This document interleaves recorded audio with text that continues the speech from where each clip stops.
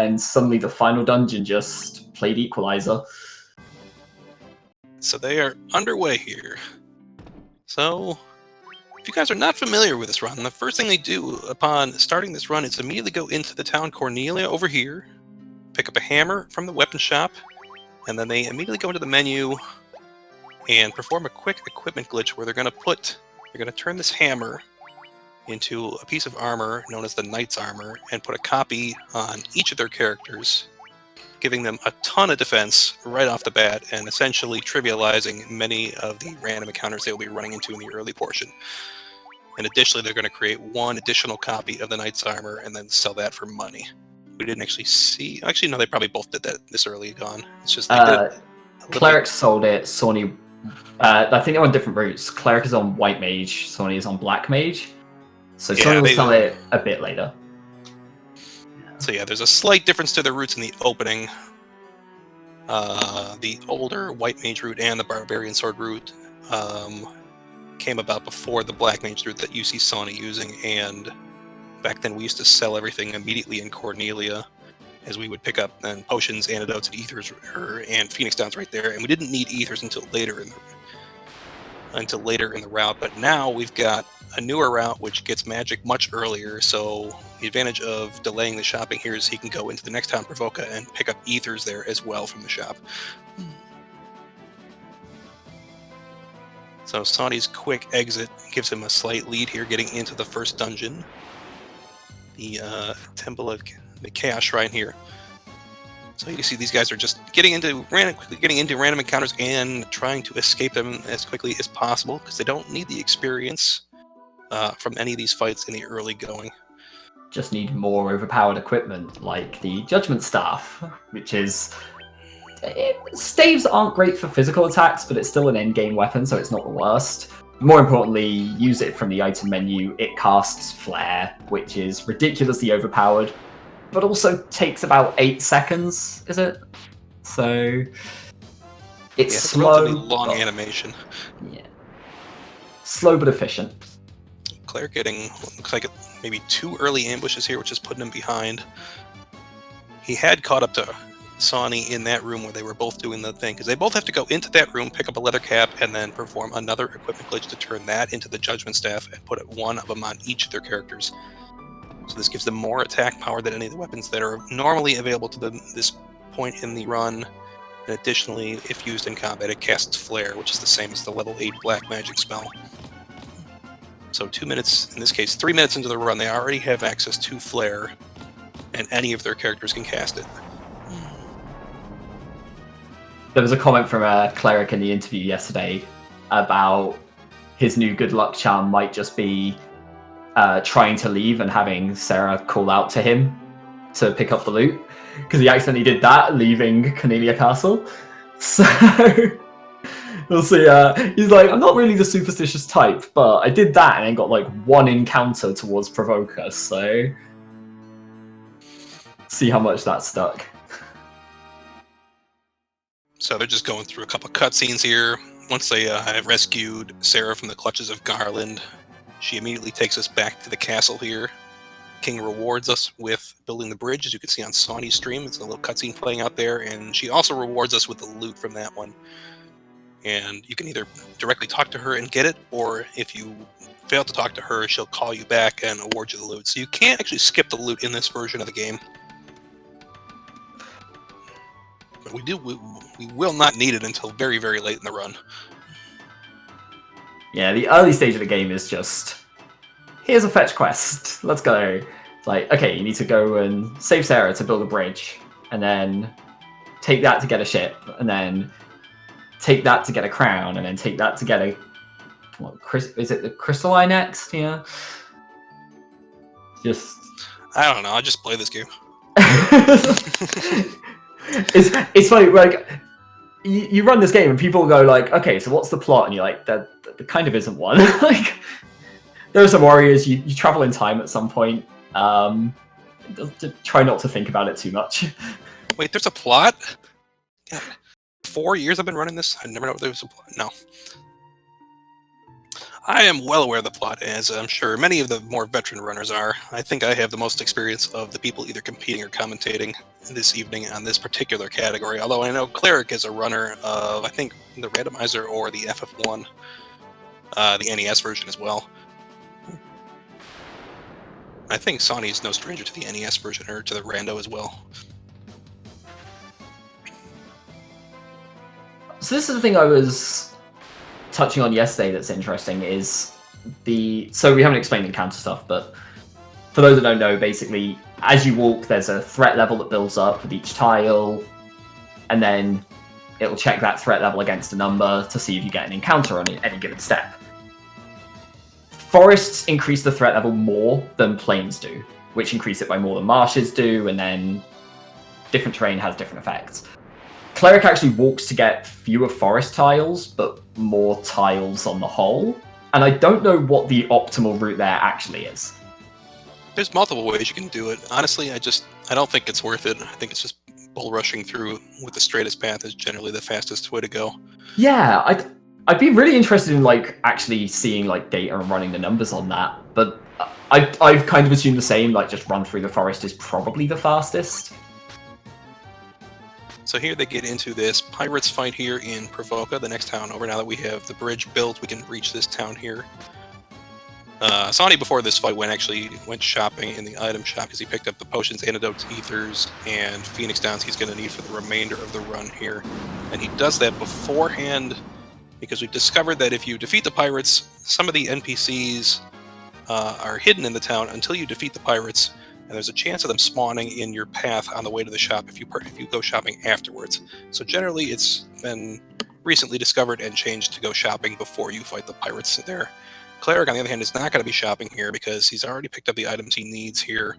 Oh, he's going to be going. Oh, that's right, because he has to go to the armor shop. Oh, his right. white mage route, he needs to pick up a leather shield if one does not drop from the pirates fight, so he can use that to glitch into another item called the Mage's Staff, which casts fire later on.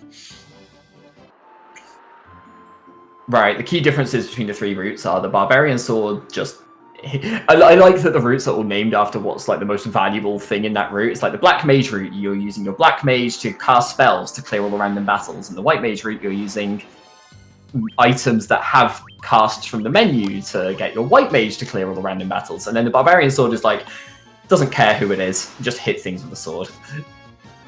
So here they're both getting an encounter with Sahagin and Big Eyes. You'll see there's a slight difference in the number of enemies that have spawned. It's kind of random, which groups spawn, and there's a variation in how many enemies can spawn in each group here. But both of them are essentially hedging their bets here, they don't want to risk getting into a lengthy fight, as many of those enemies have very high agility and have a chance to go earlier in the turn order than our characters, and those big guys can paralyze our guys. So it's better for them to just probably cut their losses and use the Judgment Staff in order to take the group out in one go. Mm-hmm. Also, Sawney, you'll see, landed the ship slightly earlier on the docks. The dock tiles don't increase the threat level. No chance of an encounter there. So it's just kind of free movement. It's also a little bit slower, so you kind of see people mix that up. I think the general consensus tends to be walking along the docks is better, but... It takes a little bit longer, but it takes, it's probably an extra second or two depending on the number of tiles. But there's no risk of encounters on any of those steps, so you're minimizing the number of tiles that could spawn an encounter for you. So I guess it's up to the runner, if they want to trade the extra second there, trying to reduce the number of encounters, which probably takes a minimum of 6 seconds, even in the best circumstances. So we also saw Cleric duck into Elfheim, into the town, to pick up some gold needles. It's a safety item he's going to need for later, just to make sure that he can recover from getting petrified in case his characters get petrified later on. Sawney will also be doing that. He'll just be doing it at a slightly later point in this run, because he's going to go spell shopping after he's defeated Astos, and he'll combine the shopping trips there. Cleric, in the meantime, is not going to be picking up any spells here, because he's going to pick up some items and glitch them into equipment that cast the same spells anyway. So that's a slight difference between the routes at this point. So with that, Cleric, I think, has a slight lead at this point, because he has already done his shopping. But yeah, it's Sawney has been getting the better encounters so far. I think it's also worth at this point saying that if the Black Mage dies for any of the upcoming fights on Sawney's side, that can really set him back quite a long way. But like, I think one of the strengths of the white mage route in these kind of races is that early black mage experience mattering so much. For anyone who doesn't know, the black mage needs to be level 8 in order to learn Thundara and Fire in Elfheim. So the idea is that after the Piscodemons and Astos, you'll hit level 8 and pick up those spells on the way back to the ship. But if the black mage dies against Astos, you're usually at about level 6. And that's, yeah, kind of either really slow to recover or just not worth recovering. So they both get into the Piscodemons fight without any real problems at this point. They both healed up before the fight as well, which was a smart play. As in spite of the fact that we have quite a lot of defense, the Piscodemons can actually still do quite a lot of damage to our characters early on, so leaving them at low health before that fight is a risky proposition.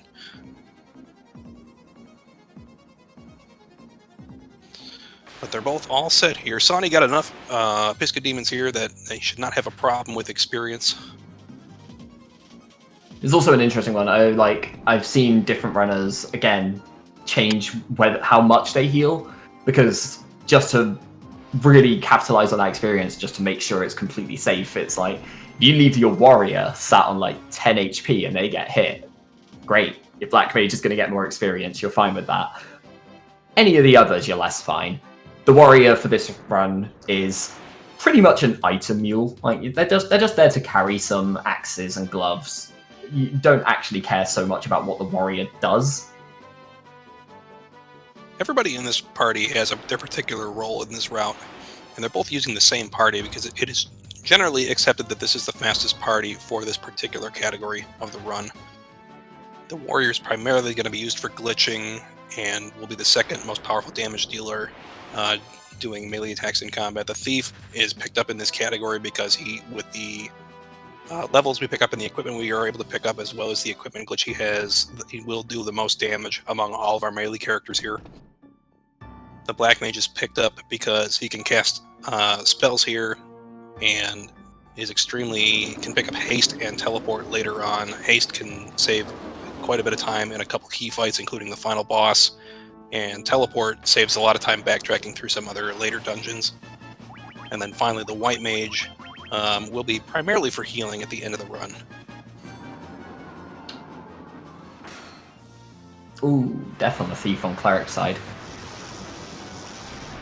A little unfortunate, but nothing that should cause him any serious concern. Mm-hmm. And the white mage high rolled on cleric side, so this is going to be a one-round fight. So they both basically queued up melee attacks with the judgment staffs on their two melee characters, and then used the judgment staff to cast flare with their two mages. And they need to do 420 damage in order to take down Astos. If you queue up those attacks and nobody dies, then it can go down in one round.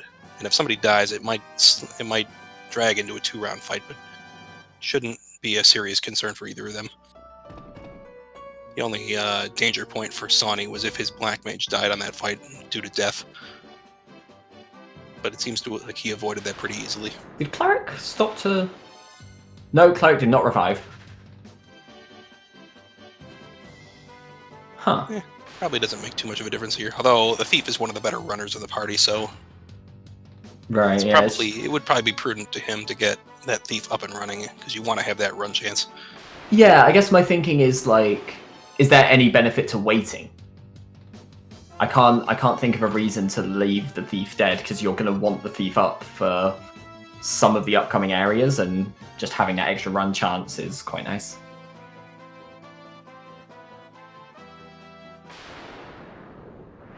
So they're both making their way back to Elfheim here. So Sawney's going to duck in here, pick up his spells and his gold needles here. Cleric's just going to sail on by the town here and make his way back to the boat, because now that they have the crystal eye from Astos, they're going to take that to Matoya. Sawney just accidentally bought an extra spell. That shouldn't be a serious concern. Yeah. It might mess up his menuing in the actual magic menu when he's casting a spell, but I was going to say it. Okay, so it's a few less gold needles, but you never need 11 of those anyway. And you can forget the spells in the menu. It's just a question of whether Sawney thinks to do it, because it's not something that's going to come up very often. Well, I think that means Sawney's prepared for Marilith now. Because I think she's actually vulnerable to that. I don't know if we're going to see him use it, but now he's got it. And that way you have it. Okay. Cleric, meanwhile, is struggling here, because unfortunately for him, he got 2 of his characters paralyzed in that fight against the zombies, and he didn't want to risk a 3rd character getting paralyzed, because if all 3 of his standing characters were paralyzed, that essentially means he's completely at the mercy of them, and whether or not they can continue to paralyze his party over and over again. So it's better for him to just hedge his bets and use the Judgment Staff to take them down at this point. So Right, he's now getting an ambush here. I was going to say, this stretch is one of the places where the 2 different routes kind of stand apart. Is if you're struggling to run away from Sahagin fight, or if you're getting paralyzed by zombies, Fire and Thundara are far faster than Flare. It's about half the time, I think, is it? Is it 2 to 3 seconds saved? I'm not sure the exact one. I know it's only a couple seconds of animation for both of them. The Fire is longer than Thunder. Well, that was an ambush on Sawney's side there as well. 6 enemy ambush with Sahagin and Big Eyes is not great. This is one advantage of Sawney's route, though. If he does get this really unfortunate fight here, he does have a great way to handle it with his Black Mage, so long as his Black Mage isn't the one that is targeted by the Big Eyes. But he's losing quite a bit of time here to these encounters, because there's no real encounter manipulation in this version, so anything they run into, they have to find the quickest way to deal with that fight. In most cases, that's just running away, but some enemies can be quite difficult to run away from, so they can opt to kill them with, any of their weapons or spells at their disposal. Or they can continue to try running away, as running away is by far the quickest way to actually resolve the fight. When it works. When it works, yep. So Sawney getting yet another ambush here, so this is giving a significant advantage suddenly to Cleric. So this kind of flipped the lead into Cleric's favor at this point. Sawney reaches Matoya's Cave here, so he's going to turn in the Crystal Eye and get the Jolt Tonic. Cleric already has the Jolt Tonic. He's going to take it down to the Elven Castle, give it to the Elven Prince, and get the Mystic Key in return. So we're in the midst of an early game fetch quest here while we're trying to open up our access to the rest of the world. Also going to get our nice next equipment glitch menu to pick up as much agility as we can get. Faster everyone is, the more likely they are to run away. Thief's Armlet is +5. Yep, that's +5 agility per casting, so they're likely to be stacking agility and intelligence gear at various points in this run to try to both increase their agility and intelligence. The agility, as Yoshi said, increases their chances of running away from encounters, and it also speeds up the likelihood of them taking turns in the turn order. And intelligence actually also increases the chance of running away from the fight, but it does not increase their chances of going early in the turn order. I only found out that intelligence helps the escape odds today, and I had no idea until that point. It's not intuitive. No, it's not intuitive, and it's one of the reasons why, the Sage's Staff was a relatively recent discovery in terms of making things easier, because it does give 15 points of intelligence, and that is more than the Judgment Staff gives, which I think is only 3 points of intelligence here. So that technically increases their run chances by having a copy of that on their characters. Although the enemies sometimes don't always play nice, so even though the fact that they should have better than average or better run chances with that equipment gear doesn't mean that they necessarily will. So Sawney gets his Mystic Key here, and then he's going to go glitch outside of Elven Castle. So the quickest way to get to the treasure room, now that we have the Mystic Key to unlock it, is to actually exit the Elven Castle and then re-enter it to return to the center, rather than walking all the way around. So Sawney's going to go in here, pick up the Mithril Hammer and a Bronze Gloves. GreenCleric only picked up the Mithril Hammer because he was going to turn that into a Thief's Armlet for each of his characters, and they're going to put 3 copies on each of their characters to raise their agility. Right, well, Cleric grabs the Mithril Knife here, which Sawney will not pick up. So the Mithril Knife, when Cleric reaches Melman, will glitch that. Or no, actually, he's going to do that later. He's going to do that in his Crescent Lake menu. He's going to essentially insert that in the middle of his glitching to get the Black Garb on, and he's going to turn Mithril Knife into a Mithril Robe and then quickly take that off one of his characters. And that is the item he's going to use to cast Blizzara against enemies that are weak to ice magic later on. So Sawney's not going to do that because Sawney's going to be picking up Blizzara, the spell, in a spell shop much later on, but he does not currently have the levels to be able to purchase that right now. Blizzara is not especially relevant for most of the run. It's basically only in, 2 areas, and first of those is a good 45-50 minutes in, if not more. It's probably the least important of the 3 spells that they want to pick up here. And Sawney also doing an early dock there just to save 1 tile and minimize the risk of getting an encounter here. But Cleric has opened up a bit of a lead here. Again, that doesn't really mean much at this stage of the run, as this is a wildly chaotic category in terms of the RNG. So the one thing I will say is, like I say, in yesterday's race, Cleric was about a minute ahead of Sawneyrath, and when they reached Melmond, Sawney did the puzzle minigame, which, for anyone who doesn't know, the puzzle minigame, you can play it from the boat. It takes, a couple of seconds to get into it, and then you have to score between 30 and 60 seconds. So it's probably about a 35 to 40 second time sink, and gives you a 1 in 6 chance of saving about 2 minutes. And yeah, Sawney went for it yesterday and got it. So, given that he's behind at this point, we'll see what the lead looks like going towards Melmond, and if he goes for it again. If he gets the emergency exit twice in 2 days, I'm not going to know what to say afterwards.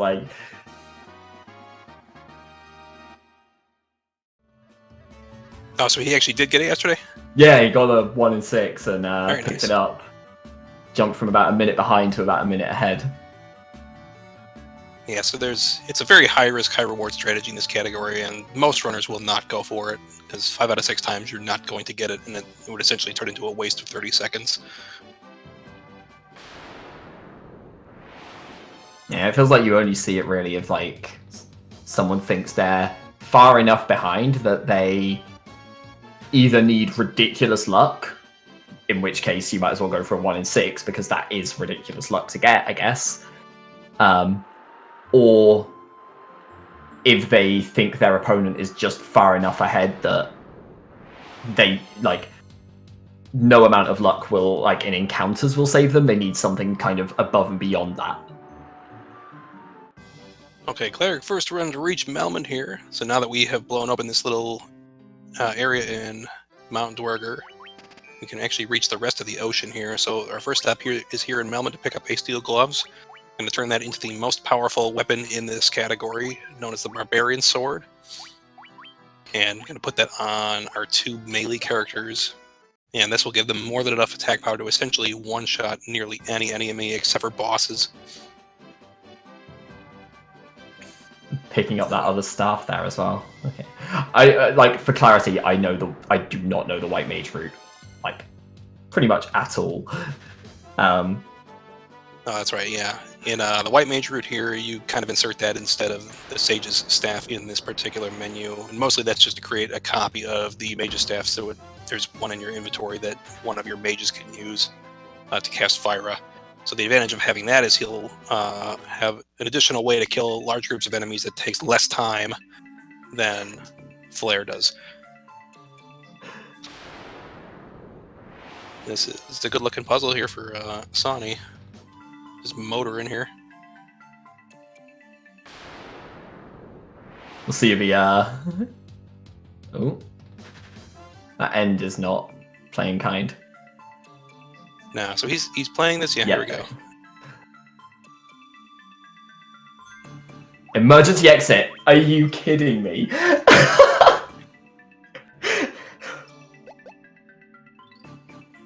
So once again, Sawney apparently comes up with an emergency exit here, which is going to save him a significant time backtracking here in the Earth Cave after he reaches the vampire and picks up the Star Ruby. But in the meantime, he's spent that time. It's opened up a bit of a lead for Cleric here. Cleric already onto the 3rd floor of the Cavern of Earth, making his way towards Vampire. So I didn't see if Cleric safety save, but I'm going to assume so. Like, you tend to see runners save going into this floor just because there are... just because of this kind of encounter. Yeah, there we are. Yesterday, every time I mentioned stuff like this, it never happened. I've got the commentator's curse going today, at least. This is a risky play for Cleric here. Well, he gets away with it, though. Lucky for him. And he does have the gold needles from earlier, so he can recover from being petrified. If he did not pick those up, then he would be in very, very bad shape here. Right, that actually happened to one of my opponents in the group stage, and they got through Vampire and then had no idea what to do and just had to backtrack all the way to Elfheim to buy the gold needles to then come back to Melmond. So many runners are not aware that there is actually a safety gold needle on this particular floor, but it's a bit of a detour to pick it up here. And it's not very common to see them go for it, because in general, for races, you will just see them go and pick up gold needles in the first place. Right, in speedrun attempts, you're more likely to skip the gold needles, but then if you get petrified, you won't go out of your way to pick one up, you'll just reset and try again. So yeah, there's only one needle that's guaranteed on this floor, unfortunately. The only way you can get more needles is actually by killing cockatrices and hoping for them to drop needles as well. Otherwise, you're going to be running... If multiple characters get petrified, you're in serious trouble here. So you would either have to reload from a save if you had one, or just continue on and kind of hope things line up for you, which is very, very dangerous in a race scenario. So Sawney did not safety save here. Saw that one at least. I don't particularly find it necessary myself to save here. But yeah, it's totally up to racers if they want to. I mean, at this point... they will be taking safety saves at probably a couple predetermined spots, just because certain areas can be extremely dangerous to them in this category. But the rest of them, it's basically entirely up to the runner if they want to save here. Yeah. But saving in key spots, recovering from a save, or taking a save only takes a few seconds, and you can save anywhere you want in this version. So it can prevent, it can protect against the absolute worst RNG if you do take diligent saves everywhere, but each time you save, it takes a couple seconds. So you want to minimize the time loss and just balance it however you want. Yeah, I feel like the Earth Cavern ones are probably the most kind of expendable of the normal saves. So like you see some people saving like Mount Gorgel near Citadel of Trials, and I think those are more often than not you won't need those. Earth Cavern's probably the next one that you skip, like the 3rd floor Earth Cavern ones. Mount Gog is pretty much exclusively a race save. Yeah, even now in races, I think I only do that if my opponent's like really far behind or is forfeited to the point that I'm just like, okay, I just need to play safe and I win. So on Sawney's side, Sawney takes down the Vampire with the Barbarian Sword that he put on his characters in Melmond here. Boy, these guys are both getting like pretty slammed with ambushes and stuff. So it looks like is flying around everywhere.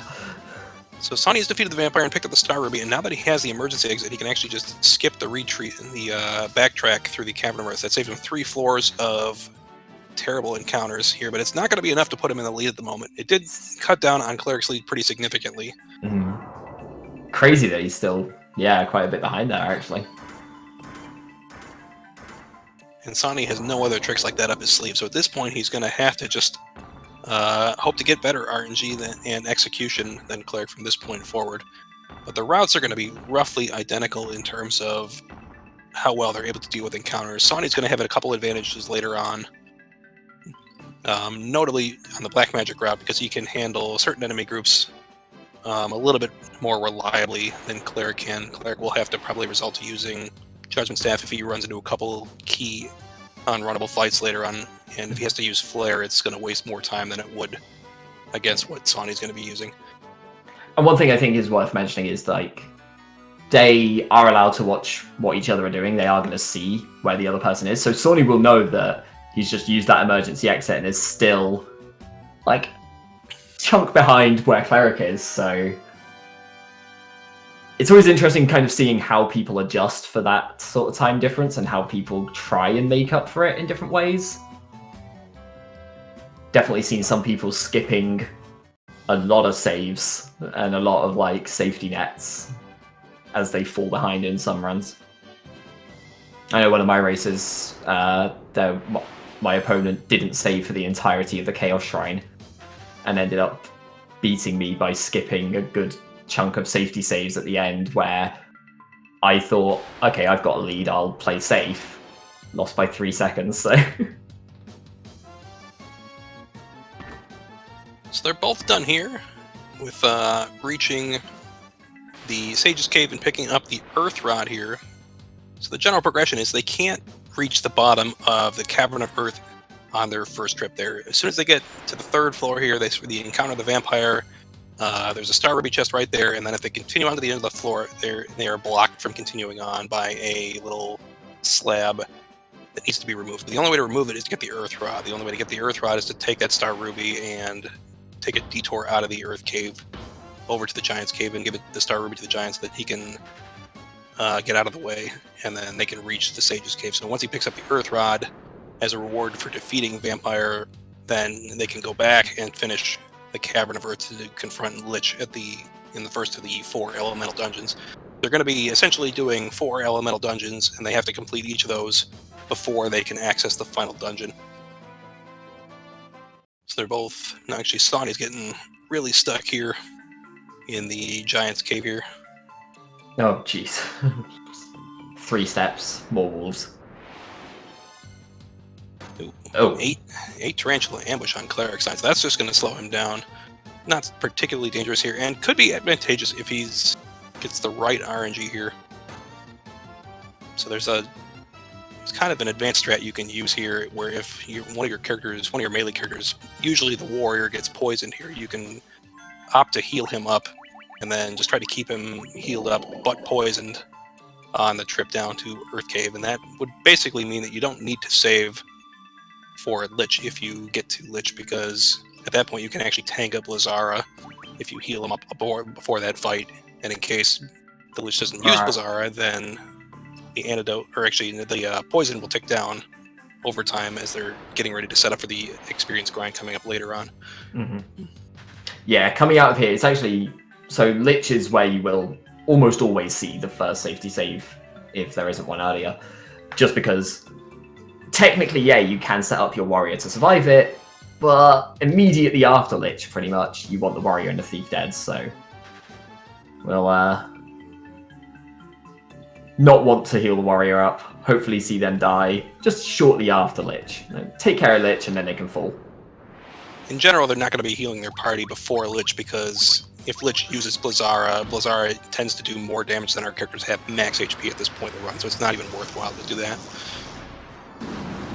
But they're both seeing a group of Pisco Demons here. This is the same enemy they ran into in Marsh Cave, but here could be a random encounter, and if they do see it, they have to stop and kill it.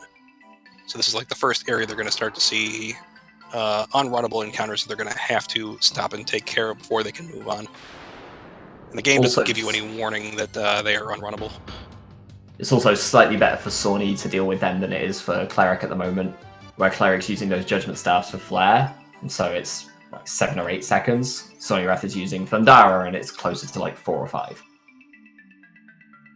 Cleric taking the bottom route along this 4th floor here, which is only about 2 steps longer than the middle route. It's a very minor difference.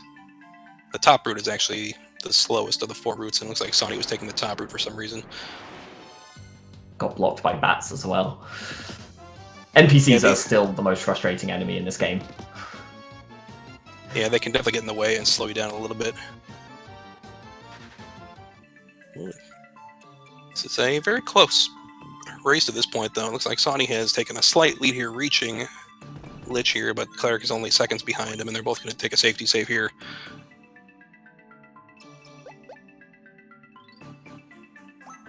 Yeah, so this is maybe a 10-second difference right now, it looks like. So 1 death is easily enough to swing it back, or make this lead really... They're going to try to 2-shot Lich here. It's a low roll on Cleric. Cleric got, yeah, really... only did about 800-ish there. Yeah, that was very...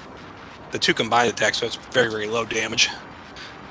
Because they're trying to do 1200 damage to Lich before Lich has a chance to act. if Lich does act, he's either going to cast Blizzard or use a melee attack, and the melee attack has a chance to paralyze. They really don't want to see Blizzard, because that basically means they have to just reload, which wastes about 20 to 30 seconds. Oh, that's true. The thief was low on experience from that, missing that Astos experience when he died there. So it's worth noting, by the way, through those Earth Caves, they each got one unrunnable encounter, which sounds, fairly balanced in terms of the RNG until you remember that Sawney skipped half of it with the emergency exit. So actually, Cleric kind of got quite a nice string of encounters there, except for the, paralysis ambushes that they both got. Probably won't feel good, but if you kind of go by the number of steps they took and the encounters they got, it worked out pretty well for Cleric. I'm talking of paralysis ambushes. Sawney getting a little bit of an ambush here, which is slowing him down. He might just hedge his bets and take that. Oh, he did pick up hold, so he still has hold. He could discard that, I think, from his menu if he knows that. I don't know if it's going to shift the position of his spells, though. Yeah, I don't know if it moves the spells, and if nothing else, I guess it's the kind of thing that you might not realize because it just never comes up, but you might see it when he gets teleport later on and just notice the... I can't remember what it's called. Is it forget or discard or something? Yeah, there's a discard command for tossing magic away in this one. One funny thing I actually did a run in the Japanese version, and I do not speak Japanese, and I can't read it either. And I got to the level 4 magic shop in Elfheim and bought the wrong set of spells because I didn't know which position they were in. So I missed out on Haste and Blizzara and picked up what is it? I think it was Hold. No, it was Stun and something else, I think.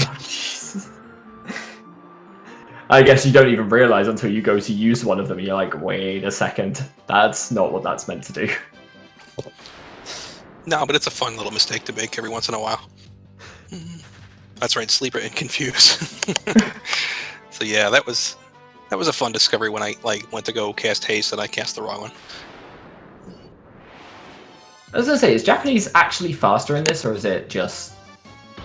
I haven't personally measured it in terms of the text and everything. I've been told secondhand that it's a few seconds faster, but I have never actually witnessed that, and nobody I know actually runs it in Japanese.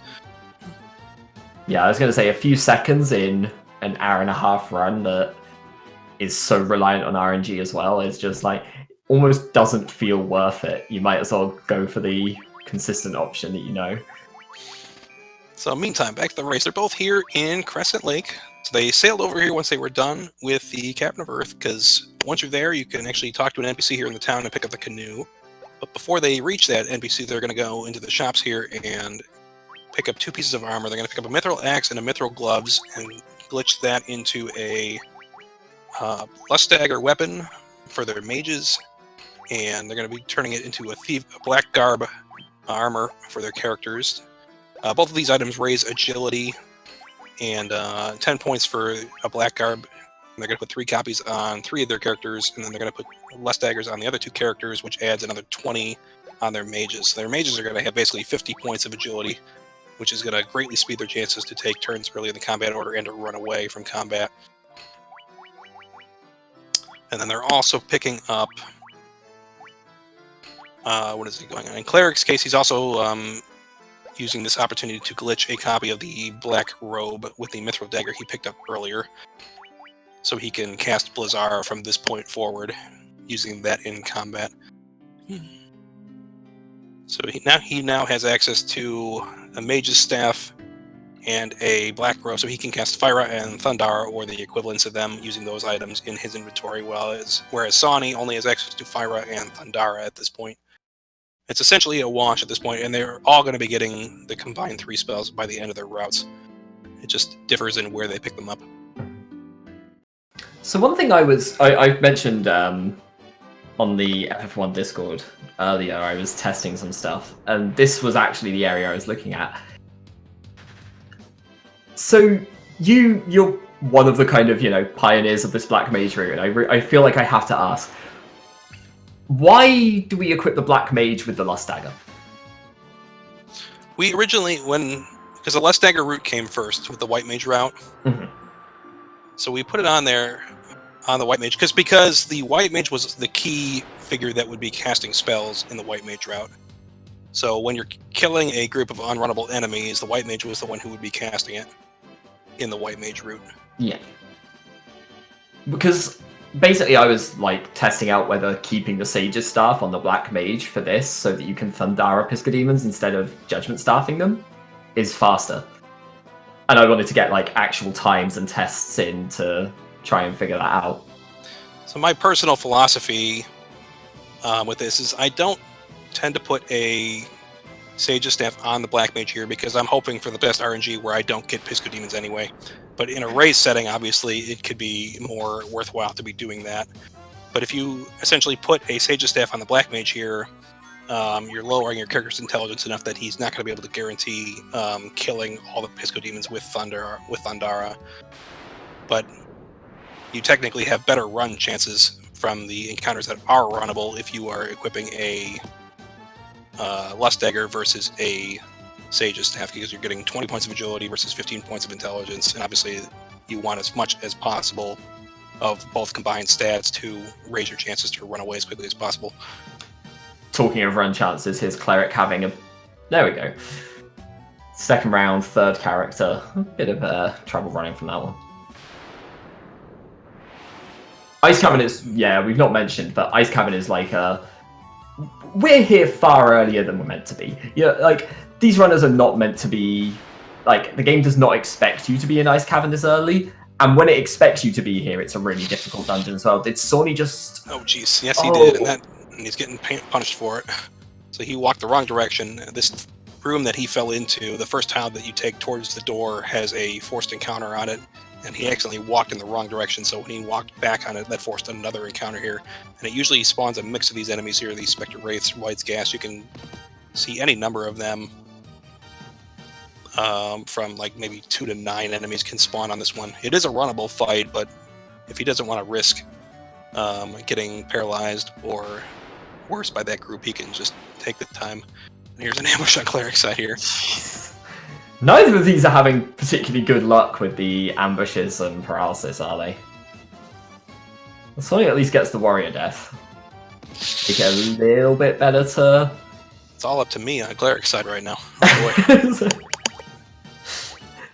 I was going to say, yesterday's run, Cleric had the same part. He could have used his Mage's Staff there, but he opted to use Judgment Staff just in case, probably. Because if he guesses wrong or rolls low on that, that could be really dangerous for him. And also, usually his White Mage is the one he wants to be casting that. Mm-hmm. Yeah, Cleric's run yesterday, he had the same names, except he had me as the Black Mage instead, because I was on the commentary for yesterday's race. So I ended up with like 280 HP, so I served well. Okay. So part of this is they're trying to reach the area where the Levistone is and the Evil Eye fight is, but they've noticeably been not healing their Warrior and Thief to this point because they want to keep their HPs low enough that they can get killed off during an early round against Evil Eye. Evil Eye has a Thundara spell he can cast, and it does typically about 70 damage. Can do a little bit more. Right, it's going to be a little bit better for Sawney in this point because at this stage there are a couple of hits, like just a normal hit on the Thief would do it. But this might kill his Black Mage though. Oh, nope, he got lucky. 5 on 8. Nice. So they want Evil Eye to cast Thundara, and they want to leave their Warrior and Thief low enough so that they are low enough to get killed off by that here. But the reasoning is that they want to be grinding some levels for the White Mage and the Black Mage to gain the levels they need to cast their spells later on. So they want to have them level 19 by the time they go spell shopping, so that they can pick up all the remaining spells that they will need from this point forward. Sawney's Black Mage, by the way, has terrible HP right now. Like, the Thief is doing amazingly, but that Black Mage is really not. Yeah, the Black Mage, they're noticeably have to watch their Thief and Black Mage totals because if they happen to be low entering the Chaos fight, that can be a bit of a problem, as it was yesterday for Sawney. I saw that he had a low HP Black Mage entering the Chaos fight, and that unfortunately put him at a serious disadvantage against Cleric. Mm-hmm. Yeah, he also didn't safety save going into it to try and make back those few seconds, and it just... Like, I don't think it would have mattered, but if you get the first turn Black Mage death, a lot of the time it can just be faster to reset and try again, and that was not an option.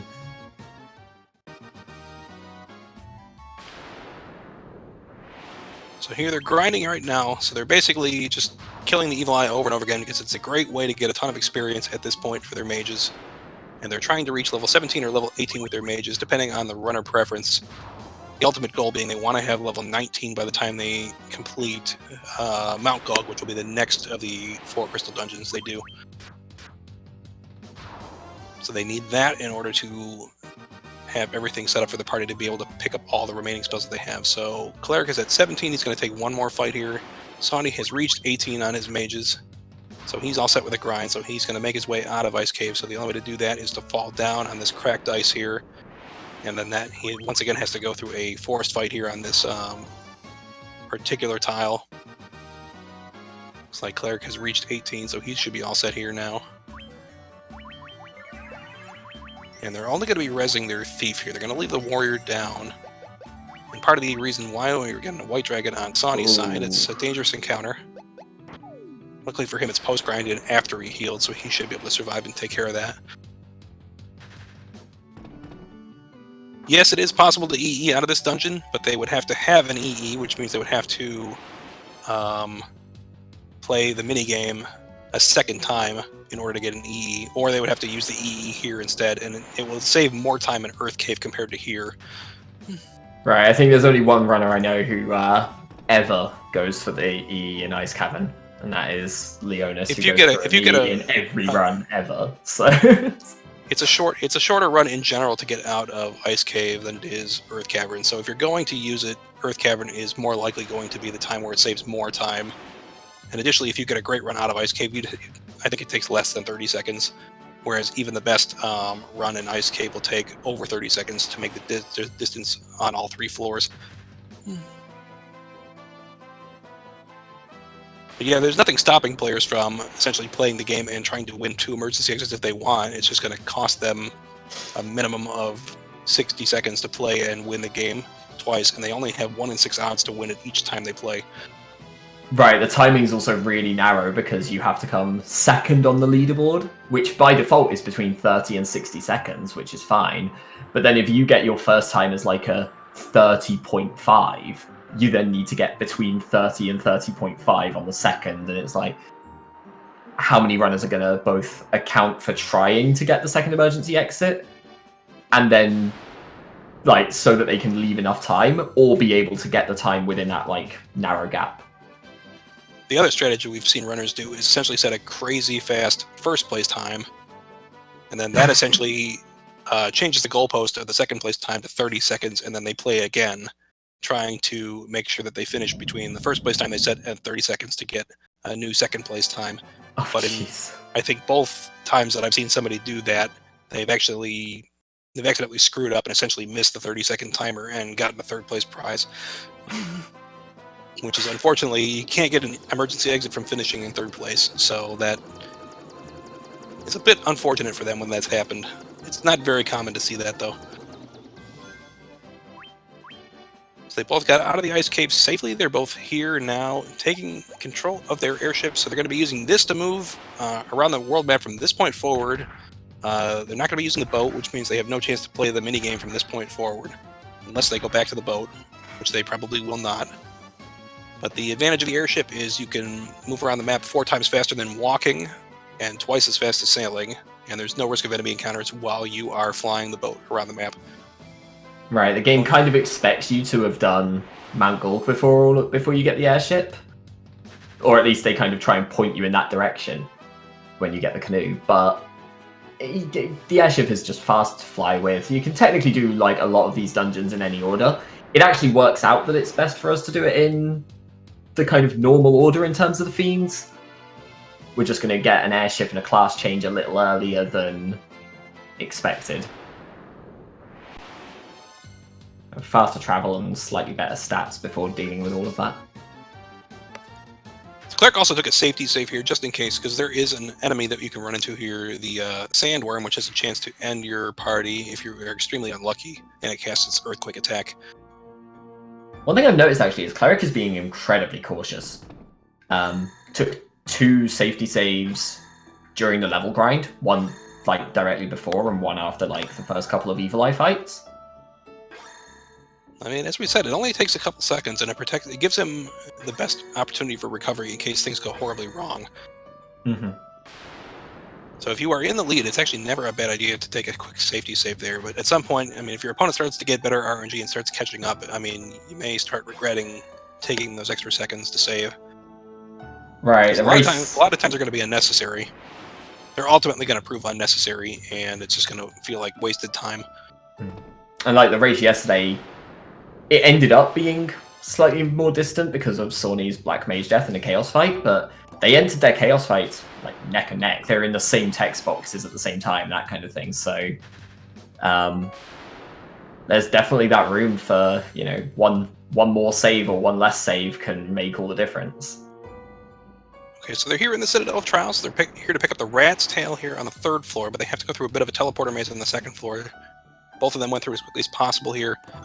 And then on the 3rd floor here, they have to go through a couple of forced fights on the way to picking up the Rat's Tail here, and Cleric additionally picked up one other item that he's going to be using for his route, the gauntlets from the chest there.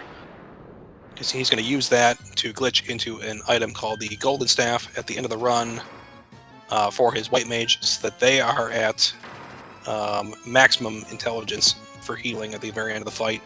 And additionally, he can use it in combat to cast Thundara. So at this point, Cleric has access to all 3 of the, has Fireth, Blizzara, and Thundara access here. Sawney, in the meantime, has picked up the healing rod from that chest there, and he's going to skip the gauntlets here because he does not need that since he has the spell.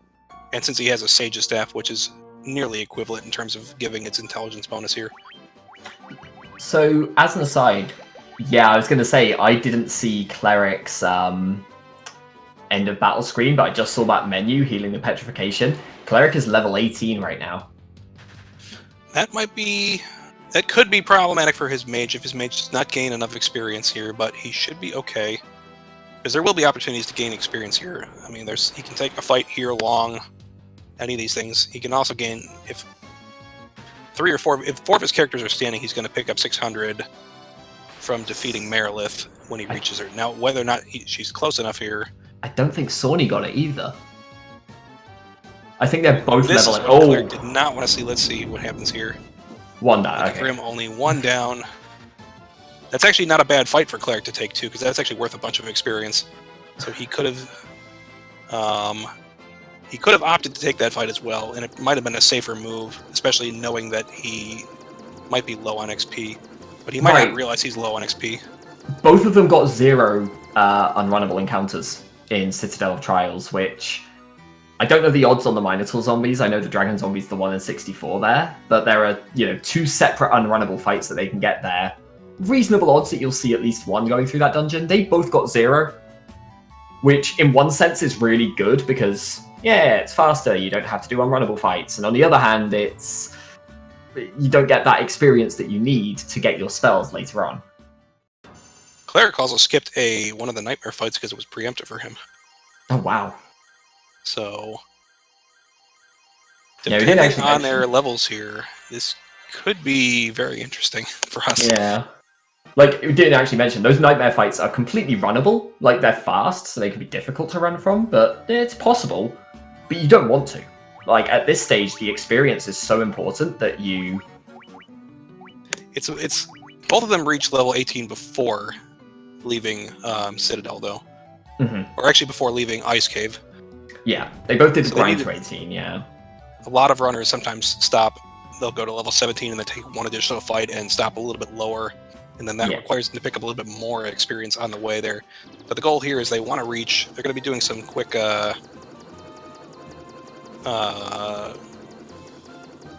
detouring to pick up some items, and then they'll make their way to Mount Gulg here. I think Cleric is realizing that he's a little low on experience. Yeah, there was a moment of hesitation there, and I'm wondering if that's what it was. That very well could be here. So hopefully, if he's close enough to level 19 on his white mage, then Merilith could make up the difference here. I was going to say, I haven't seen Sawney go into the menu, so I don't know if Sawney is low, but there was no level up against the Dragon Zombie, and they both got 1 Dragon Zombie and a combined 3 Nightmares between the 2 fights.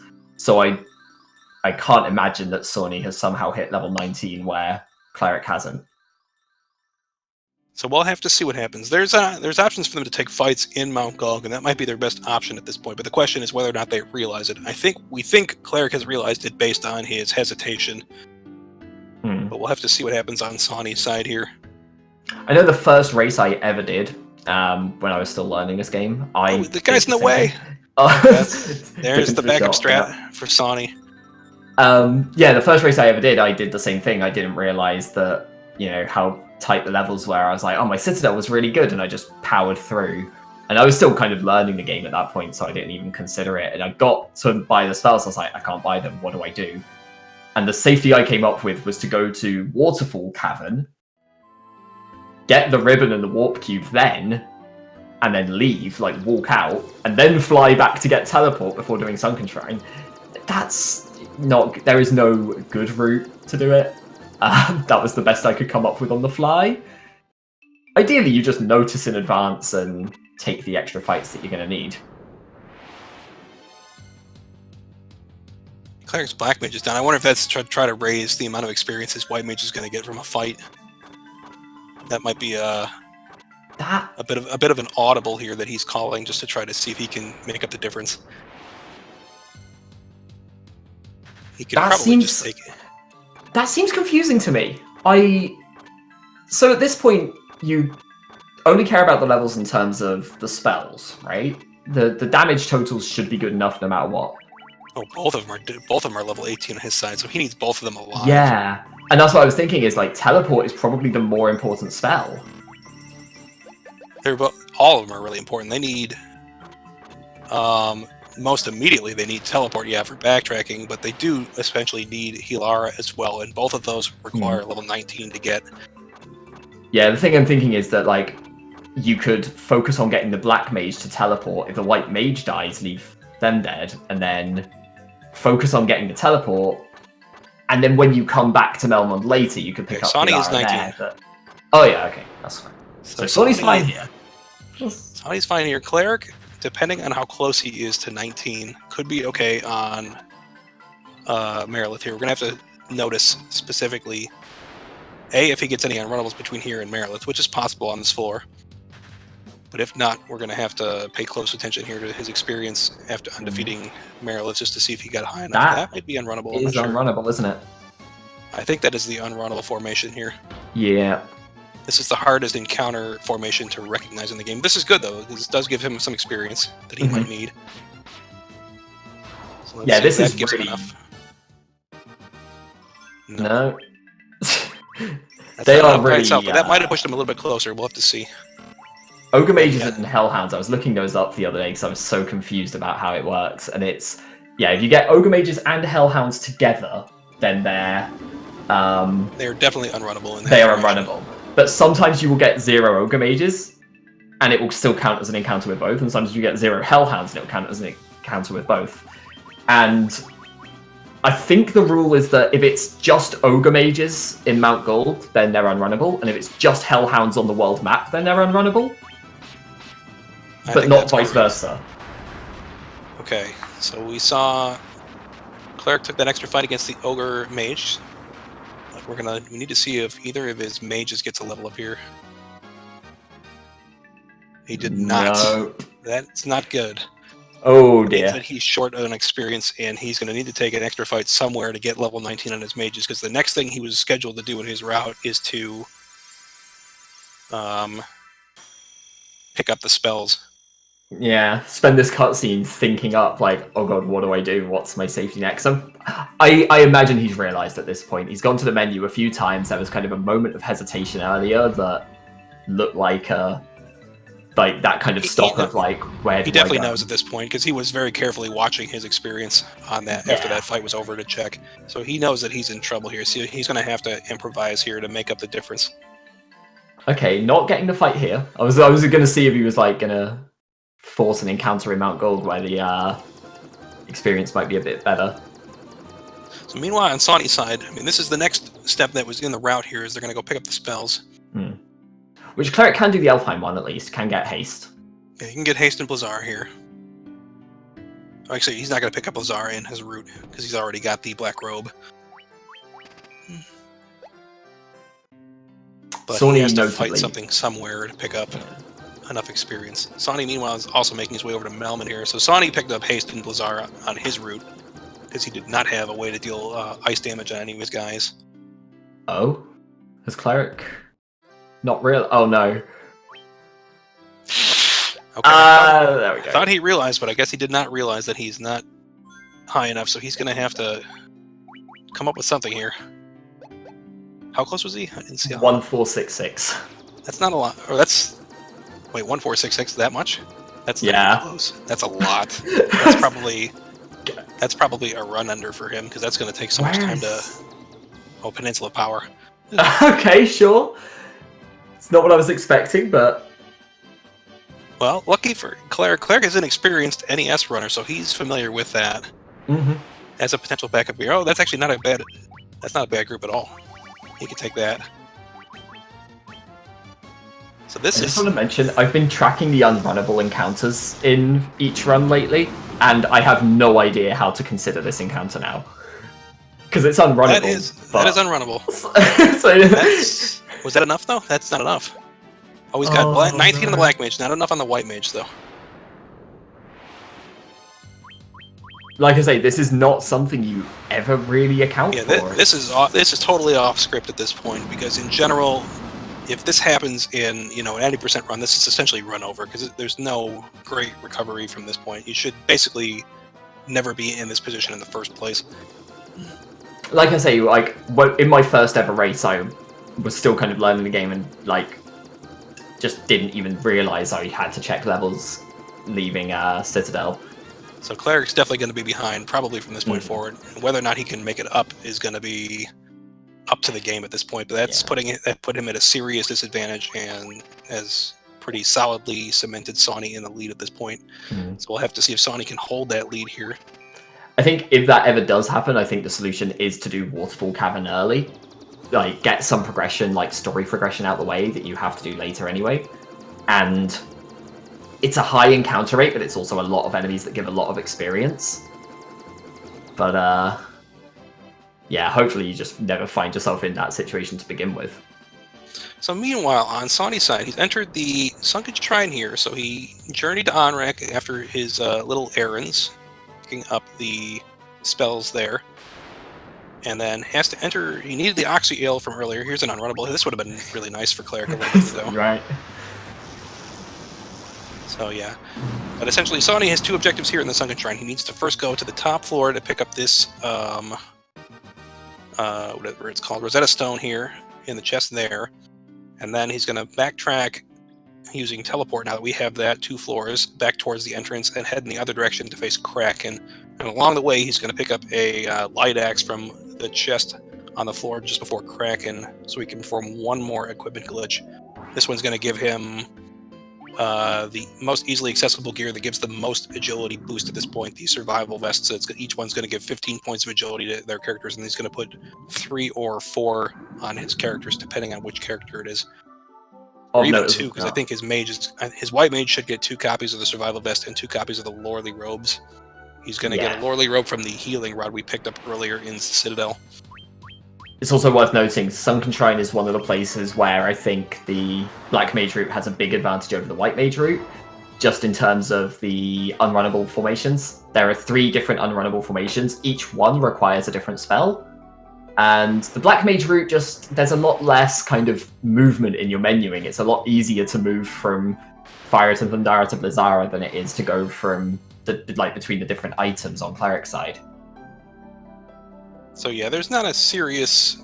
They both have all the tools they need at this point to be able to handle any of these unrunnable groups. So in this case, you see Sahagan, Prince, and Chief groups. This is one of the 3 unrunnable groups here in Sunken Shrine, and they're all vulnerable to lightning, so that Thundara is the way to go to take them out. We already saw Sawney had Sonny's had Water 3 unrunnable elementals. encounters, and they've been one of each. Yeah, so we've seen water elementals, which are vulnerable to ice magic instead of thunder, as you might expect. So he used Blizzara against them, and he also saw ghosts, which are vulnerable to fire. But here we see Sawney is the first one to reach this menu here. So now he's picked up the light axe. He's going to glitch 3 survival vests on each of his melee characters. He's going to put, I think, what is it? 2 survival vests and 2 lordly robes on his black mage. And he may also be setting, if he's setting up his white mage as I expect him to, he's going to be putting 3 lordly robes on the white mage at this point to set him up for later. So they're going to boost the intelligence. Cleric, meanwhile, is going to essentially do the same menu when he reaches that point. But he's going to put 4 survival vests on his black mage instead, because that's going to raise the likelihood of the black mage going first in the turn order and set him up really well for hasting in some key fights there. Cleric getting the weird exception to the rule. Water elementals you can run away from if they're with a water naga. Yeah, this is one of the dungeons where things can definitely flip around. So Cleric's using the gauntlets here to take out Sahagin Prince in Chief on his route, because that's his way of dealing thunder damage.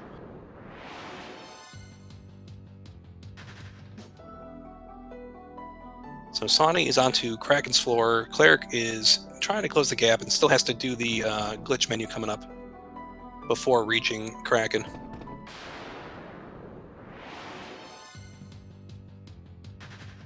I feel like Sunken Shrine and Chaos Shrine are kind of the 2 big gap closers in this run. It's like, doesn't matter what your lead is looking like up until you've gone through those 2.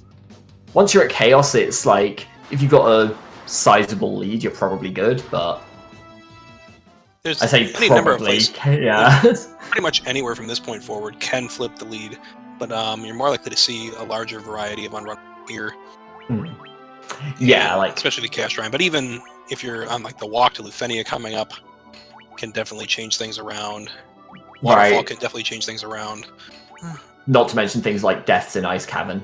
Like one of the most, I want to say that's probably the like highest death rate location that isn't a Lich fight.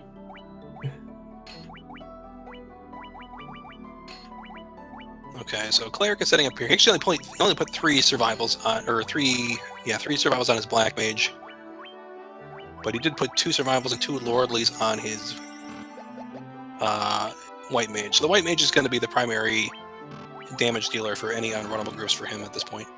And his party is well set up. It's healed, it's ethered up, it looks like he's good to go. He's just going to have to make up the difference. Sawney, meanwhile, has finished off Kraken, the 3rd of the elemental fiends we have to defeat, and is going to start making his way towards Tiamat. But first he has to pick up some key items in order to be able to reach Tiamat. Notably, he already has the Rosetta Stone. He needs the Rosetta Stone in order to pick up the Chime, in order to access the Mirage Tower. And he also needs the Warp Cube from the Waterfall Cavern coming up. So once he has all 3 of those, he'll have everything he needs to be able to reach them. Yeah, that section earlier where we were talking about FF1 plot, this is without a doubt the kind of best and worst of it, I think, where you just ride your canoe into the middle of a waterfall to meet a robot that's just living underwater that breaks down and buzzes at you, that hands you a cube. And then you take the Rosetta Stone that you found to go and learn a language by doing some hand waving in about 10 seconds. And then all of a sudden that means that you can get into the tower somehow and get through the tower. Sawney opting to kill the nightmares here. This is the same encounter he saw in the Citadel of Trials, but his gear is improved to the point where he should be able to run away from them, but they can still be somewhat problematic to run from. But they are a runnable group, so if he chooses to run from them, he should be able to get away over enough tries. But he opted to just take them out in order to keep moving.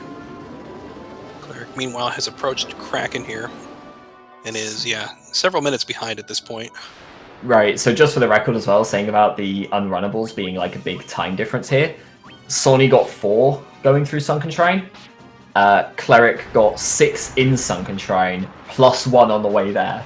So, yeah, definitely had a detour as well to pick up the experience. Yeah, the extra 2 from the Peninsula, which, yeah, we mentioned Sunken Shrine as a place where Cleric could potentially gain back some time, and actually just probably lost even more. So this is not over here. This Pyralisk fight, a little bit annoying for Sawney here. So I believe he's reached the treasure room here, and this is a forced fight on that encounter tile. So the first tile, as soon as you step into this room, is a forced encounter fight with any number of like mummies, king mummies, Pyralisks, and cockatrices here. Oh, he didn't even reach that yet. I was gonna say it's kind of the last square that can really jeopardize a run, and well, I say that, barring 1 in 64s, it's kind of the last square that can really jeopardize things. Where if you get ambushed by a ton of cockatrice and Pyralisk there, you can just lose a party to really bad luck. I've not seen that happen, and I don't expect to, but the only other thing that can ruin him here is green dragons can slow him down or ambush him. It's very rare here, and I don't think more than 2 of them can spawn. So unless they can do enough damage to hammer him, I don't think that can kill him here. But he does not have ribbons here until this point where Sawney is now. So Cleric looks like he's made up a little bit of time just because of the encounter that Sawney got there. So Sawney is in this room to pick up the warp cube, and additionally he picked up the ribbon from the chest here, and he's going to perform 2 glitches to turn that into more copies of the ribbon. He's going to turn that into a weapon called the Gigantaxe. And then he's going to take the Gigantaxe and leave it in his inventory and turn that into more copies of the ribbon. So he's essentially duplicating the ribbon and putting that on 3 of the 4 characters in his party right now. He's going to leave it off of the Black Mage, most likely, so that the Black Mage has a high combined agility and intelligence, so they can take their turns early in the turn order and still do enough damage to take out large unrunnable groups here. Cleric making great time to this room. Really, yeah, that was a really good. Yeah, this is, as we said, this is one of the things that can flip things around. Cleric getting unlucky though, because he got an encounter there right after that forced encounter tile. But he did make up quite a bit of time just journeying through the waterfall in comparison to Sawney here. Right, which I think Cleric got a relatively low number of encounters, but also Sawney had that one Pyralisk encounter that definitely cost a lot of time. So Sawney takes the Rosetta Stone we picked up in the Sunken Shrine over here to Dr. Un, and this NPC in Melmond. And yeah, as Stormer is saying in the chat, you might notice that our characters have a random sword animation when blocking, and that is a cause of putting the ribbon on the shield slot on our characters. So a number of pieces of equipment that we glitch onto our characters don't really actually belong there, either in that slot or in many cases on the characters who can equip them. It's one of the properties of the glitch is we can essentially ignore class requirements and in many cases slot requirements. Cleric here also landing at the lower landing spot for on-rack. I think he's more familiar with that because that's the landing spot that you're used to in the NES version, but there is actually a closer one in the PSP version. Most pieces of equipment that we can equip on the shield slot have a chance of actually hard locking the game if one of our characters blocks and there is no animation associated with blocking on one of our characters. For whatever reason, the ribbon has one, and it's a sword swinging animation, so there's no risk of hard locking by putting that on our character's shield slot. The equipment that have them and don't are just it's so kind of arbitrary what actually works and what doesn't, that the only way anything is discovered in this point is like trial and error, figure out what works. But thankfully the ribbon and the survival vest both work, and and the naughty robes, and they're all pretty good for the run anyway. So, oh wow, Sawney getting Lufenian. This Lufenian is on Team GreenCleric. NPCs are the worst enemy in the game. So they were slightly. Whoever designed the city is a terrible person. At least you can just teleport out. Like if you had to run back past them, Because a lot of these near corridors here in Lufenia can be blocked by the NPCs if you get really unlucky there. But Sawney is now gone and picked up the chime. So we turn in the Rosetta Stone so that we can converse with the NPCs because they speak a different language than us called Lufenian. Which also lets you talk to bats. For, like, apparently the bats are Lefenians or something. I know that, yeah, if you go into Chaos Shrine where you fought Garland at the start of the game and you go and talk to the bats there, they start telling you about how they were cursed and transformed into bats. And you can probably talk to the bats, I think, at any location, but you're most likely to just see them in Chaos Shrine because you're probably done visiting the other locations normally.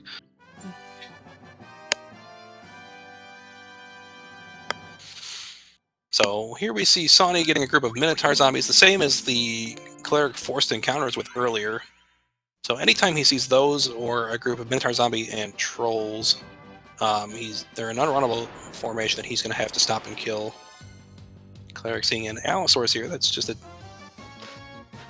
relatively harmless fight here. Sawney also seeing it here. Sawney is the first one into the Mirage Tower here, so Sawney is still maintaining his lead, but Cleric has definitely closed the gap a little bit. I was going to say the Allosaurus is also the boring one of the dinosaurs, like... Yeah, we were hoping to see the Tyrannosaur, who's the green-colored version of that enemy, and is much rarer to see. You can only see it on the overworld in this general section of the map. I think you can also technically see it outside of Citadel near the landing spot, but it's just as rare. I've had one during this tournament. It's like, I feel like every one in 64 except Warmech I've had at some point during this tournament. Yeah, somehow you've had the most amazing luck with some of these extremely difficult to see in 1 in 64 encounters that people will run into over the course of their runs. I know I've seen a Warmech once. I think Kib saw a Warmech once, and that Warmech actually ruined her run. Yeah, Kib died to one. You killed one, right? I opted to kill one. So they're both here now in the Mirage Tower. So this is 3 floors long. They're both on the 2nd floor right now. Sawney is a little bit farther along, but is now getting an ambush here, which is slowing him down. And Cleric is actually getting an amazing run here, which I think has essentially closed the gap. That was really nice, yeah. Oh, but now he's getting a 9 enemy. Yeah. Warmech is not unrunnable, and will actually often be a preemptive if you do see him, but he only spawns specifically on the 5th floor of the Flying Fortress that is coming up at the end of Mirage here. So this is essentially a 2-stage dungeon here. So you have to go through the 3 floors of Mirage to get to the Flying Fortress, and then you have to go through 5 floors of the Flying Fortress to reach Tiamat. And Sawney reaches this final room at the teleporter here.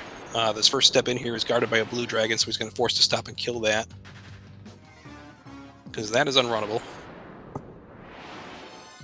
You can also randomly encounter them here. That is a 64 encounter, and that is also unrunnable. Yeah, it's also worth noting that the Hellhounds here are always runnable. You cannot get Ogre Mages in this dungeon, so... Sawney seeing an Evil Eye, same enemies we saw in the Ice Cavern earlier, also unrunnable here. Right, it's really intriguing to me that most of the unrunnables are because they're a mini-boss or a boss somewhere, so... Apparently there's the thing where, like, if you get a single vampire, you can't run away, but if you get 2 or more, you can, because that's no longer a boss fight. I have never seen a single vampire outside of the actual mini-boss fight, so... Okay, I've not, but that's what I was told. I don't know if they appear somewhere else, if that's, like, maybe I think that's possible, and maybe the NES version, but here it's definitely never been a thing. I mean, I've been running this for years, and I've never seen that encounter. Fair. Yeah. But, yeah, it just, like, given that I really only know this from the speedrun, I don't know, like, the casual PSP stuff at all. I'm really curious where things like Hellhound and Ogre Mages appear for them to become unrunnable.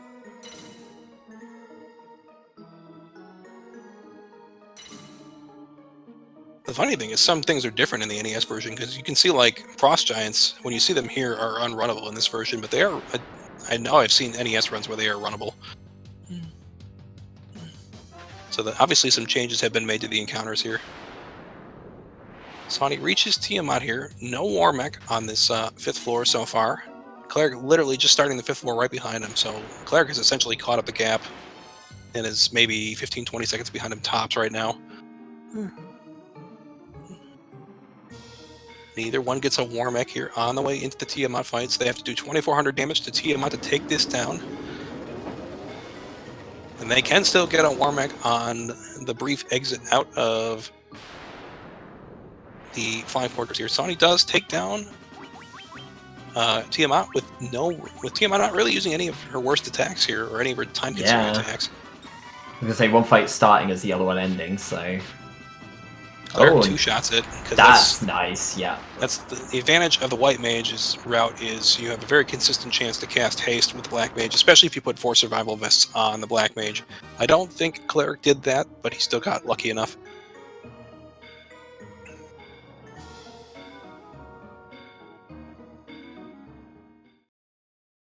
So they're both here in a brief cutscene here. We're watching the opening of the Whisperwind Cove. This is one of the bonus dungeons that was originally added in the GBA version. It's also here in the PSP version with the other 3 bonus dungeons, and there's actually one additional bonus dungeon that was added in the PSP version called the Labyrinth of Time. I mean, we actually don't see them in this category because there's not really a great way to navigate them and get any of the rewards. Plus, the equipment glitch allows us to get many of the rewards that were added as for completing or finding crests in those locations without actually having to go anywhere near them. I was going to say, I know people have been talking about optimizing the all bosses route lately, so it'd be interesting to see if that happens and see some of those bosses is a much longer category with a slightly different party formation. And is considerably less loved than the 80% route in terms of the number of people that are running it and paying attention to it right now. So here, as we see on Sonya's screen, this is a short cutscene that was added in this version to show the opening of the Labyrinth of Time once you defeat all 4 of the elemental fiends here. So the entranceway is actually right here at the very back of the Chaos Shrine. And I don't think we're ever actually told who this NPC is, but it's strongly hinted that it's either Princess Sarah or her sister, or possibly the Queen from the beginning of the game, Jane. Fair enough. At some point, I'll play through all these side dungeons and figure out everything about this game. But if you like randomness, boy, does the Labyrinth of Time have it for you, and the bonus dungeons. I vaguely read through the notes for all bosses, so I know about the puzzles. That's about it. Yeah, the puzzles are a thing, and it's a very random selection that you can get here. They both start at the Chaos Shrine here. This is the final dungeon in the game. Now that they've defeated the 4 elemental fiends, they have access here.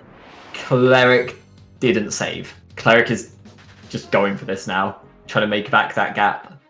So yeah, this can be a dangerous area depending on the enemies they run into here. White dragons especially can be some of the enemies that can be problematic here. Got away. So yeah, if they fail to run from them or they use their Ice Storm attack, that can do quite a bit of damage to his party.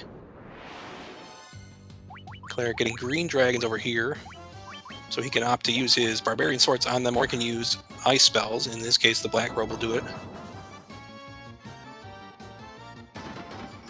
Sawney had a chance to also see these enemies, but it did not seem like he saw them, so he's had a better run up through the Death Eye and this early part here. Yep, Sawney getting no unrunnables on the way to Death Eye.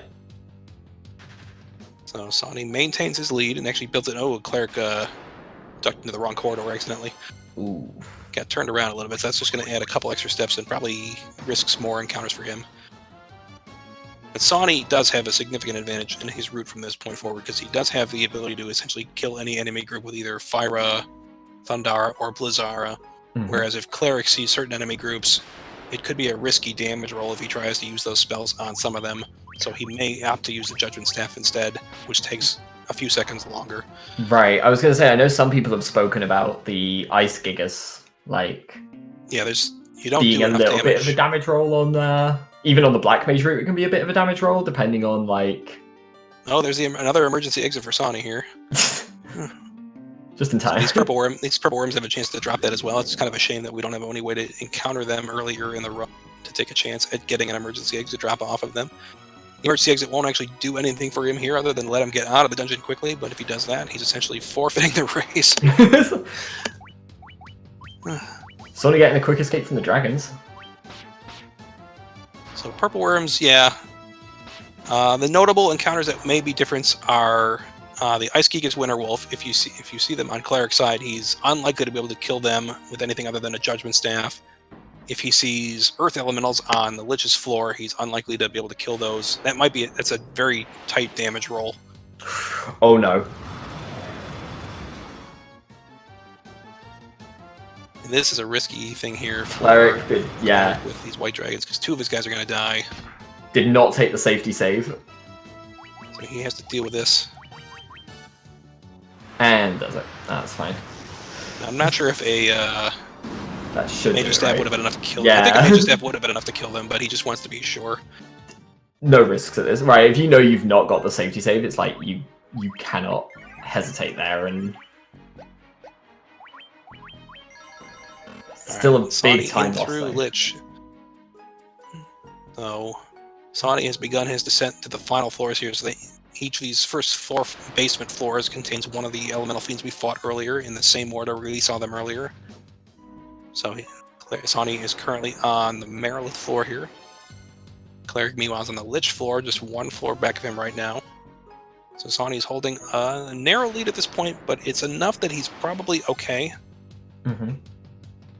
But he really needs things to go well, and his Black Mage seems to have recovered enough HP to be able to survive an opening salvo from Chaos here, but he's still low enough that he probably wants to spend time using a Giant's Tonic that he picked up earlier at the Desert Caravan. So in this version of the game, the Desert Caravan has an additional shop that opens up once you've purchased the Bottled Fairy from it. Ooh, we're getting a 6 Earth-producing ambush here. This is one of the worst time-killing encounters you can see here. I think for what it's worth, Sawney's Black Mage yesterday had about 225 and still died to Chaos. No, he only had like 160 or something. He was pretty low. Oh, is it that bad? Jeez, I thought it was... talking of which, I'm just looking over at Cleric's side, and... Yeesh. He's got a very dangerous-looking health totals for these Black Mages here. And Cleric, unable to run from this group. That's really, really killing his chance to catch up at this point. So this encounter here is like single-handedly consigning him to 2nd place in this race. I was going to say, you kind of hope that the Kraken floor is going to give a lot of water elementals if you're trying to make back the time. Sawney got 2, which is probably about average for that floor. Sawney is pretty comfortably in the lead at this point, so it's going to take something extraordinarily wrong on Chaos in order for him to be in danger at this point. Cleric needs to do what he can to catch up, but he's in bad shape right now. Just the volume of ambushes he's seen over the course of this run, that unfortunate experience mistake, and that really untimely ambush we just saw from them are really conspiring all against him to keep him out of competing with Sawney right now. So Sawney has reached Tiamat here, and is healing up just before this fight, just in case.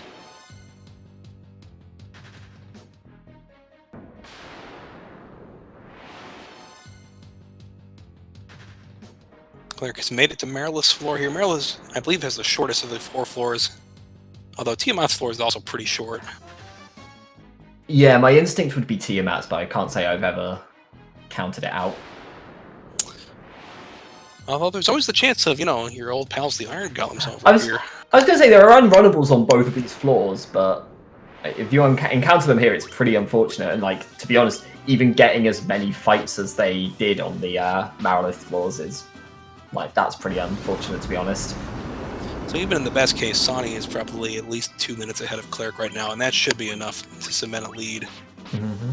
And even if that's enough of a lead, that Sawney should be able to take even a safety save if he needs to before this final fight coming up here. But he actually opts to use Blizzara against these purple worms, and that doesn't do as much as HP as they have. Technically, Thunder is a little bit faster. Is it? Okay. I was going to say, is there an efficient spell to kill them, or is it just kind of... I mean, if he was going to use a spell, Judgment Staff is the only one to guarantee a one-shot fight, but if he was going to double up on one of his elemental ones... Ooh, we get another really unfortunate ambush on Sawney's side here, and this gives Cleric a bit of an opening here. It's a shot. Really needs to avoid, Cleric definitely needs to avoid getting unrunnables from this point forward. Yep. So that water elemental group is not helping him. I still think Cleric is probably hoping for, one reset on Chaos on Sawney's side. Okay, Sawney has reached the final floor with Chaos, and there's no more random encounters at this point for him, so he's just got to make sure his party is set up correctly for the final fight here. Notably, he's making sure that his White Mage has as much intelligence as possible and no agility gear, so that she reliably acts last in the turn order. And then he also wants to make sure that the rest of his party is set up. He also has to set up his Black Mage to use a Barbarian Sword and a Ribbon, so that the Black Mage can contribute some melee damage after they're done hasting. So, 3 non-White Mage characters are basically going to be focused on dealing melee damage to him, although the Black Mage is going to spend the first 3 turns hasting the other 3 party members. The White Mage is exclusively going to be on heal duty for this final fight, and they may opt to skip their first round of melee attacks on the opening round to cast Giant's Tonics, which will raise their characters' max HP totals by 200 for the duration of the fight here. And this mostly depends on whether or not they gain enough HP level ups during the course of the run, or if they did not get enough. It looks like, there was a double haste for Sawney. Yeah. Haste on the ninja and 300 HP. Well, 300 plus should be more than enough here. Yeah, so it looks like Sawney, when he resurrected his thief earlier, was able to get enough experience and MP to be able to pick up haste as well for his thief, so he actually picked up 2 copies of haste. So that's a nice thing here that he can use here, and especially considering that his thief already got enough MP or enough HP from the level ups, he didn't have to tonic him here, saving him a little setup time here on the cast fight.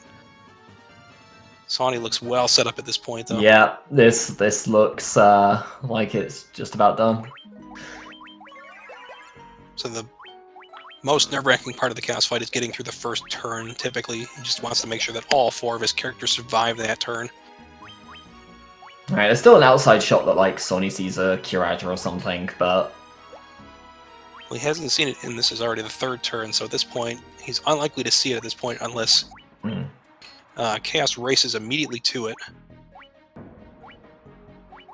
So Sawney should be... Oh, he does. There's Thundaga already, so he's already seen the first 3 spells in the order. I didn't realize he was already that deep in the Chaos order.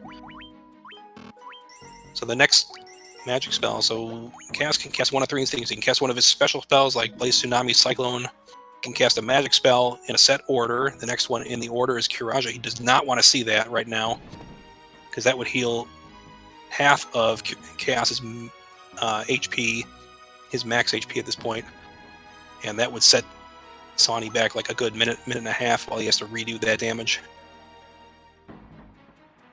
And that's it. And just like that, it's over with for Sawney. So Sawney is the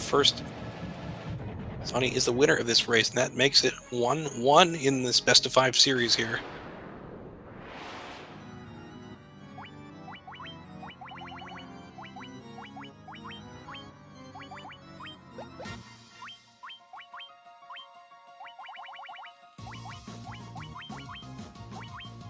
So meanwhile, Cleric's going to finish up here. So we'll see what happens here on his fight. In his case, his Thief and Black Mage, their max HP rolls got a little bit low here. So we're going to see what happens on this opening round. Looks like he was able to survive a nice physical attack, so he should be okay at this point.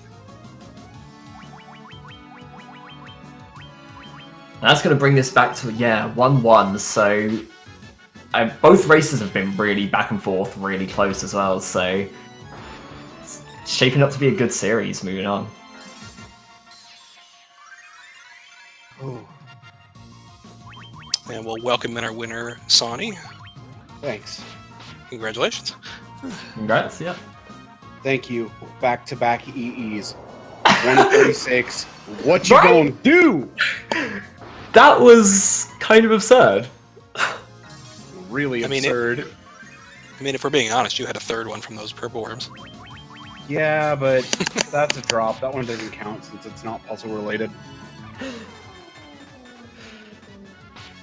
So how did you feel about that run overall? Really, really worried because I had some fairly bad encounter luck in the beginning and had some pretty terrible ambushes there closer to the end. But all that worrying was really for no reason. I'm relieved that it's done, that's for sure. Yeah, it was definitely... I think the turning point came when Cleric discovered that he did not get enough experience in order to purchase spells at the appropriate time in his route. I noticed that.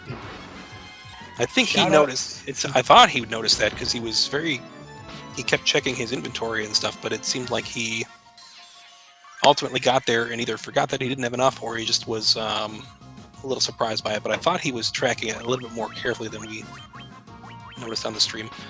Luckily for him, he had a nice backup strat in mind for that, but unfortunately for him, that wasted quite a lot of time. Now we have Thundaga here on Cleric side, so once again, Kiraja is up on deck.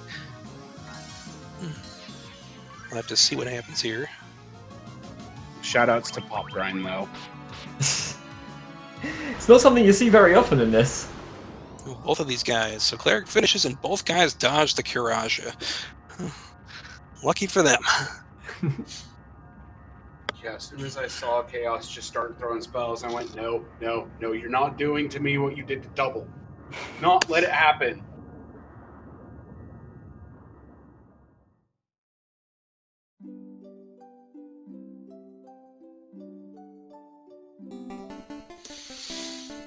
So yeah, we'll get Cleric in here shortly, I'm sure. But I mean, it was a pretty tight race up until Cleric discovered he was a little low on XP, and then he had to kind of improvise there. And he went for some Peninsula of Power, which I have to commend him on, because I haven't really seen that. I don't know of too many players that actually have a really reliable backup for that scenario. In general, you just don't want that to happen in the first place. Pop is a solid backup for that. Yeah. I was saying, like, it's happened to me before, and I went to Waterfall Cavern early, but that felt terrible at the time, and still does looking back now. I mean, the upside on doing that, though, is that you can leave with the Warp Cube, get the ribbons done, and then just go straight into Sea Shrine and be good from there. I mean, even though you would have to backtrack to Melmond in order to pick up your spells, which is the worst part of it all. Yeah. All things considered, it's still not a bad backup. And the Nightmares give a solid amount of EXP anyway. Yeah, we noticed that Cleric actually had an opportunity to fight Nightmares, but he got a preemptive on one of the forced ones in Citadel and skipped it, which might have been a mistake in hindsight. So other than that, I think everybody did pretty well on this run. And both of you guys were lucky enough at least to dodge Kiraja. No kidding there. He got close. That could definitely make a huge impact, because that can easily burn a minute to a minute and a half. Also in the end, kind of dodged, both had like a bit of a scare in Chaos Shrine with White Dragons. But got away with it. I got away from mine pretty quick. I only had the one White Dragon encounter, and I didn't save until Chaos, I think. Yeah, I didn't save until Chaos. That, in hindsight, was extremely risky, but it paid off. It's a semifinal. It's a semifinal, so you got to go for it.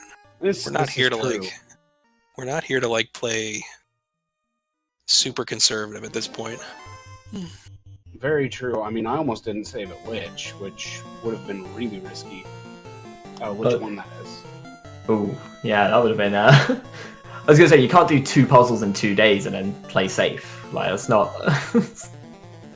1 in 36 doesn't seem very safe to me.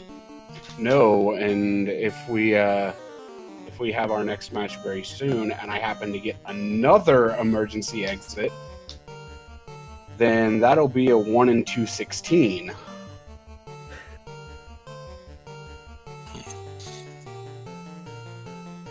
We're trying to see if we can get Cleric in here to interview as well. Have him talk about that run. But now with the win here, that obviously means that games 3 and 4 are now guaranteed to happen. So you guys in the chat get even more total chaos goodness coming your way. Even more chances for Warmech, Kirajas, or any of these other really rare encounters here. And it gives Yoshi even that much more time to, watch and prepare for his upcoming opponent. Yeah, and like I've said in the tournament Discord, this matchup very well may go to all 5 games. This one is an extremely good matchup when you, as the viewers, get to see both routes in action, get to see the pros and cons of both routes. and it's really, really nice to see both routes run, especially in the semifinals, no less. Yeah, it's always interesting to see the different routes. We did have Cruel, unfortunately, got eliminated in this round, but he was also running the older Barbarian Sword route because that was the route that was popular when he was last running this, and he never bothered to learn the newer routes. So we almost had basically 3 different routes, which I think there are only really 3 main routes that people run in this tournament among the final 4 competitors. Yeah, absolutely did. And then 2 of the Black Mage one, which is the most recent, so I guess that makes sense. I think many of the runners in this tournament are relatively new to the category, and at the time that the tournament was announced and launched, I think the Black Mage was the most commonly documented route among those 3. So I've been in IRC talking with GreenCleric as well, and a message has been asked to be passed. GreenCleric's not upset with the run, horrible RNG at the start, but level freaking 18. So yeah, he Yeah, pretty much hit the one thing he didn't want to hit, which is unfortunately very, very damaging of keeping the run going, because it's just a very costly detour if you fail to reach level 19 by the point where you're trying to buy spells. Yeah, But it looks like Cleric otherwise will not be able to interview tonight, unfortunately. So, if you have anything more to say, Sonny, please feel free. I mean, GG's to GreenCleric. The level 18 mishap just felt bad. I was watching the restream, just looking over at it from time to time while I was in cutscenes, and I saw that Green had level 18, didn't get level 19 after Marilith, and I was like, oh no, that's at least a minute gone. right. We thought it had been picked up on there because there was a moment in the airship where Cleric just kind of paused for a second, and we were like, has he just realized? Like, has he noticed it? And then towards the end, just before Marilith, there was an encounter where he went through the experience really slowly, and we were like, is he watching this? Is he like looking for the level ups? But then apparently not. Went off to the shops, and yeah, there is no real way to recover from that, unfortunately. Yeah, I'm not sure if there's any really solid backups for that, but Cleric, credit to Cleric for coming up with a Peninsula of Power strategy. Mm-hmm. That's definitely not something I've personally seen, but I also tend to just essentially throw away a run at that point if that happens. Yeah, and Cleric even said that strat was just pulled out of nowhere. So it was an extremely good backup on Cleric's part, and all in all, this race probably would have been much closer without that, but it was still a very close race throughout most of the run. Even considering how far behind I was before getting the emergency exit, and then still being behind after getting the emergency exit, and then just having encounter luck just roll my way, even with ambushes and everything else into consideration. My Sea Shrine, it sucked. I had a lot of encounters. I had quite a few unrunnables, and I'm just glad I took the Nightmare encounters and ended up killing those instead of running away from them, because I knew that if I ran away from them, something was going to go wrong. I also ended up taking one extra eye. So that's a thing. Right. That was probably the difference maker. Because I was watching it, your Dragon Zombie, and I was like, he didn't get the level up. Have they both just missed level 19? But no, it makes sense if you took an extra eye, then you probably got it on the Nightmares a bit earlier. I was actually going to say, your Sunken Shrines, like, both of you got quite a few unrunnables there. You got 4 and Cleric got 6 in Sunken Shrine. So it was pretty unfortunate on both sides. I liked how Sonny took that extra brief fight against the drop-down floor in Ice Cavern. Yeah, I got the ambush as well. Don't you hate that? Yeah, I saw that and I was like, face palm, I'm not on a different floor. I'm on B3. or is it B2? I don't remember.